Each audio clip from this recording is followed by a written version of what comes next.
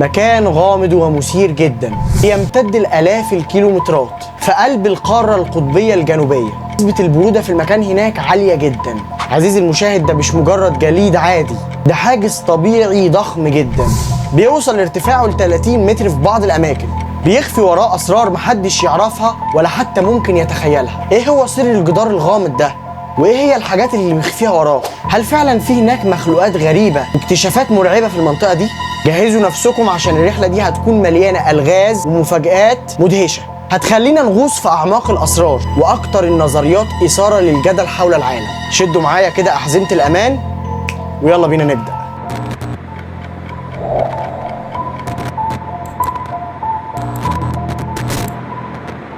ما وراء الجدار الجليدي؟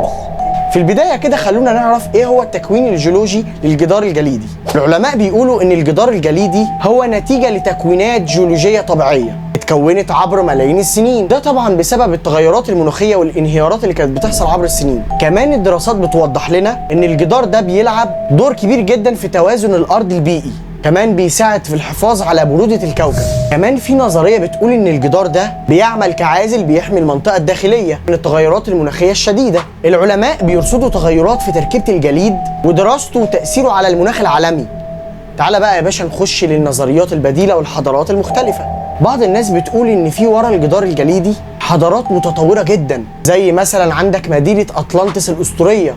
النظريات دي بتقول ان الحضارات دي مختفية عن العالم لأسباب غير معروفة لحد وقتنا هذا، وممكن يكون عندهم تكنولوجيا متطورة جدا. كمان في عندنا نظريات بتقول ان الجدار ده ممكن يكون في وراه بوابات زمنية او مثلا ممرات لعوالم موازية، بس خلي بالك ان النظرية دي ملهاش اي دليل علمي لحد دلوقتي. نيجي بقى للقطب الشمالي وقارة الأنتاركتيكا.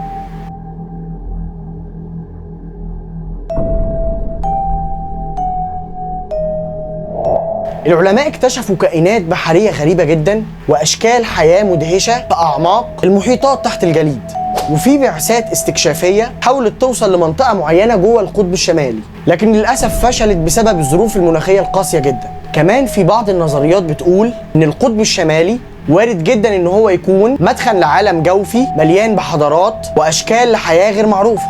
تعال بقى نشوف نظرة سريعة كده على قارة الأنتاركتيكا. الأنتاركتيكا هي القارة القطبية الجنوبية، أبرد وأقصى مكان على وجه الأرض، بيغطيه الجليد بشكل حوالي 98% من مساحته، بيوصل سمكه في بعض الأماكن ل4 كيلو متر. القارة دي مليانة أسرار علمية وبيئية، فيها قواعد بحثية من مختلف بلاد العالم اللي بيجروا تجارب علمية مهمة جدا. رغم إنها ما فيهاش سكان دائمين، إلا إن الحياة هناك موجودة في شكل كائنات مجهرية، وطبعا أنواع نادرة جدا من الحيوانات زي عندك البطريق وعجول البحر. دايما عزيزي المشاهد كنت بسأل نفسي سؤال، ليه دايما الغموض حوالين قرية الأنتاركتيكا بيزيد بشكل مستمر؟ طبعا بعد ما فهمت اكتشفت ان ده بسبب الحكايات عن ان في هناك قواعد عسكرية ونظريات بتقول انها بتخفي اسرار تكنولوجية وحضارات مختفية. في تقارير بتتم هناك بتقول ان في هناك قواعد عسكرية، ومن ضمنها قاعدة عسكرية نازية قديمة. الافلام الوثائقية بتعرض لنا لقطات لمباني ومنشآت مهجورة، لكن عزيزي المشاهد مفيش دليل علمي يثبت ان في قواعد عسكرية سرية موجودة اصلا. خلينا نروح بقى للتجارب العلمية. هنلاقي ان أنتاركتيكا بتعتبر موقع مهم جدا للتجارب العلمية، خصوصا في مجالات علم المناخ والجليد. العلماء بيدرسوا عينات من الجليد القديم طبعا عشان يفهموا تاريخ الارض وكمان التغيرات اللي حصلت على مر العصور.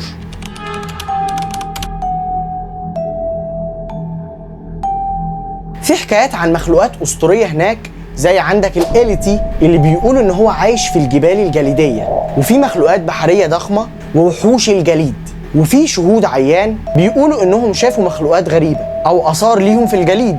طبعا الحكايات والاساطير دي جت من قصص السكان الاصليين والرحاله اللي زاروا المنطقه الجليديه دي، اللي بالمناسبه ممكن جدا انها تكون تفسيرات خاطئه. كمان العلماء بيكتشفوا انواع نادره جدا من الحيوانات اللي بتقدر تعيش في الظروف القاسيه في القطبين. وطبعا الاكتشافات دي بتوضح ان الطبيعه لسه مليانه اسرار ومخلوقات لسه مفيش حد عرف عنها كتير. ويخلق ما لا تعلمون.